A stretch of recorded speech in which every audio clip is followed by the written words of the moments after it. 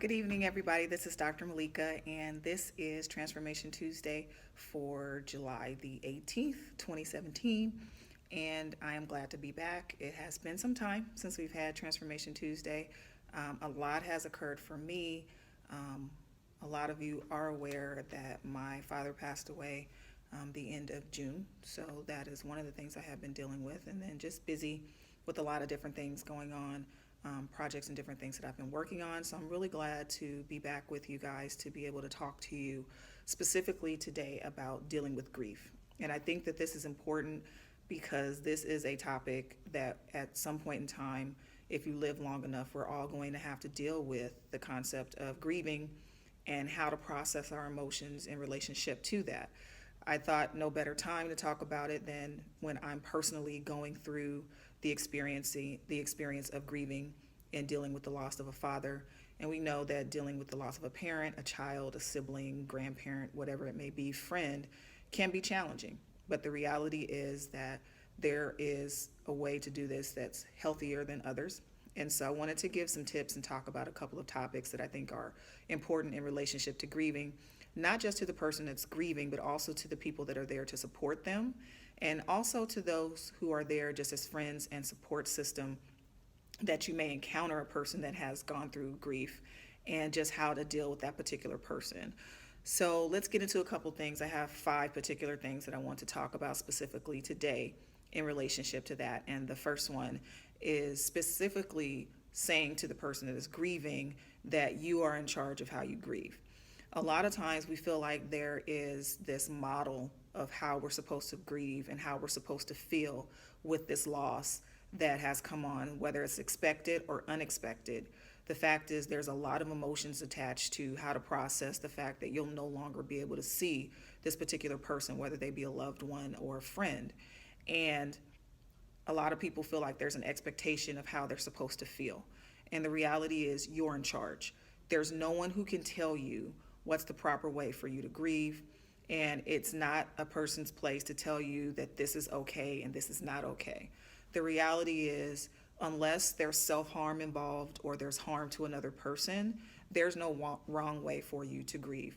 So it's okay for you to feel the feelings that you feel. It's okay for you to have days where you cry. It's okay to have days where you reminisce on the memories of the person that you lost. And there's no rhyme or reason to how that will look from day to day. There's also no timeline on what your grieving process will look like. There are people who have lost loved ones, and that person has been gone a decade or more. And there are days where it feels like it just happened. And so there is no right or wrong timeline on how you are to grieve. You are in charge of your grieving process, and don't allow anyone, even if it's another loved one who's experiencing the same loss, tell you how to process that loss. Other people may get to a place where they feel like they have adjusted to their new reality sooner than others. And some people, it may take them longer to make that adjustment. The reality is, you'll never get over it. The reality is, even if you feel like there's a closure to the situation, say that there was something traumatic that happened with the loss of this particular loved one, it doesn't matter whether or not you get that closure or not. The reality is that how you grieve will be different from person to person, and don't allow people to dictate what that process will look like. So you are in charge. The next one is to realize, again, to the person that's grieving, that your memories are the perfect gift that you can give yourself while you're going through this process. Sometimes it's hard to think about the person that you lost. Sometimes it's hard to think about those times that you have with them.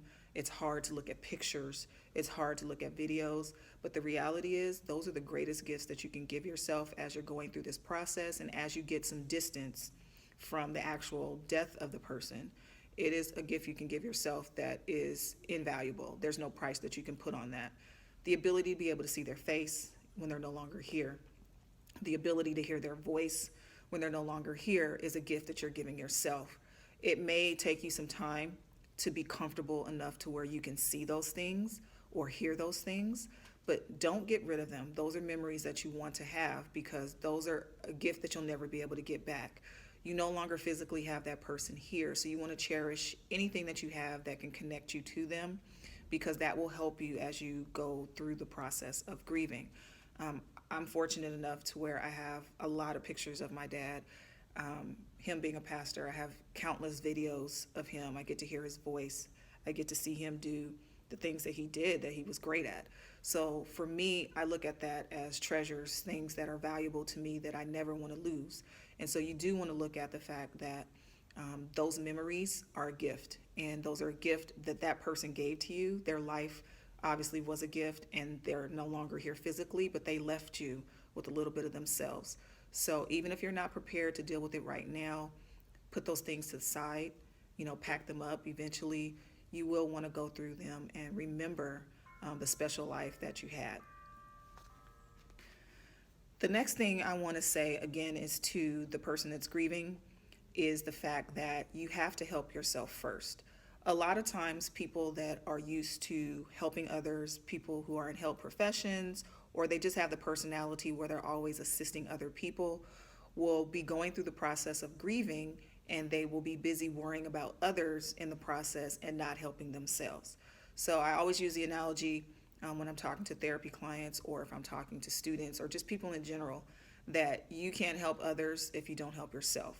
Think of yourself, the analogy they give you on the plane is when they give you safety instructions, they tell you if you're with someone that needs assistance, put your oxygen mask on first before you assist the other person. Because if you're not okay, you can't help someone else. So you're going to have to pay attention to yourself. You're going to have to take some time with yourself to make sure that you are okay and how you are processing the loss that you have in your life. It's not selfish for you to focus on yourself. It's not selfish for you to make sure that you're okay in relationship to others. There will be times it seems like you feel like you're bearing other people's emotions and you're bearing their perspective on the situation. That is too much for you to have to bear in the moment of grieving. It's okay for you to say, I can't deal with your stuff because I'm dealing with my own, and my own is actually more important than what you're going through. I'm not saying yours is not important, but I'm saying for me, health-wise, emotionally, psychologically, I need to make sure I'm okay and I need to help myself. So it's okay for you to let people know that helping yourself first is paramount. That ties into the next thing that I have, and that is simply saying that you have to be honest with how you're feeling. A lot of times through the process, we're not honest. People will ask us, are we doing okay? Which I know that that's one of those questions that no one really wants to have to answer repeatedly when you're grieving, but you need to be honest with how you're feeling. If you're having a day where you feel like this is just not a good day, be honest that that's not a good day. Make sure that you're paying attention to what's happening with yourself. Are you paying attention to your sleeping patterns? This is really important. A lot of times people that are grieving have issues with sleeping. Are you paying attention to how you're eating? Making sure that you're actually eating meals. Again, another issue with people that are grieving is they don't eat regularly because of just dealing with the loss. That is one of the things that they're going through. Are you paying attention to your moods and how they're swinging and adjusting, and what can you pinpoint? What are the things that may have triggered you into that particular mood that particular day? What were you thinking about? What was the thought process? What did you experience? Also look at your mental functioning. Are you cloudy mentally? Do you feel like you're having this fog where it's hard for you to process information and it seems like you're spinning your wheels but you're not being productive cognitively? You need to pay attention to those things and be honest about what's happening. The reason why that's important is because if you get to the place where there is issues with your functioning, then that's when you need to start looking for help outside of, your house and people that are family members. You need to start actually looking at getting professional help to assist you. And there's nothing wrong with you asking for that assistance. The last thing that I have, and this is more so towards the people that are supporting the people that are grieving, is to realize that your words have power. It sounds like the statement that we always say, words have power. We probably say we believe that, but a lot of times the things that people say during the grief process can make you wonder whether or not they actually think about how powerful words really are. And this is where you have to be careful the things you say. My advice is if you can't think of anything to say, it's okay to not say anything at all. I will say that again. If you can't think of anything to say, if you're at a loss for words, you don't need to say anything. Just be present. Just let them know that you're there. Just reach out and say, I love you. Just reach out and say, I'm here. I'm thinking about you. I'm praying for you. Whatever it is that you want to say, as simplistic as that sounds, that means a lot to a person that has a loss and is grieving the loss of a loved one. You don't have to come up with something special to say or feel like you have to be eloquent in the moment. That's not necessary, because sometimes you can put words out there that can actually push the person into a different frame of mind than what you were intending on doing. And so we have to be really careful about that. I think we have to be conscious of the things that come out of our mouth. And a lot of times in situations like this, people don't always know what to say. And that's okay. It's not for every person to have something to say. Some people know exactly the right words to say when a person is grieving. Others don't do well with grief, so they don't know what the proper words are to say. And if that's not you, it's okay. You can buy a card. The card could possibly say the words that you couldn't come up with and send that to them. That's a way for you expressing what you feel in that moment. But saying the wrong things can actually do the opposite of what I'm sure you're probably trying to do, and supporting and comforting the person that's going through what they're going through. Here's some examples. Are you good? I don't know what the answer would be to that question for me personally, or for any person that's grieving or just lost a loved one. Would you be good if you just lost your father, or you just lost your daughter or your son, or whatever, a sister, or whatever it may be? It's a silly question, and you probably in that moment wouldn't think of how silly it was, but asking that question, especially if that person has heard a version of that question repeatedly, can actually frustrate a person, can actually make them upset. It makes them not want to engage with people and want to be isolated because they're tired of the things that are being said to them. So that's why you have to be careful with what you say. And when you don't know what to say, it's okay to be silent. Those are just the tips that I had today. I wanted to share those because I feel like I'm in the process, and even though I know mentally and academically how the grief process works, it still doesn't make it any easier to go through the process, because we are emotional beings and we have the feelings that we have.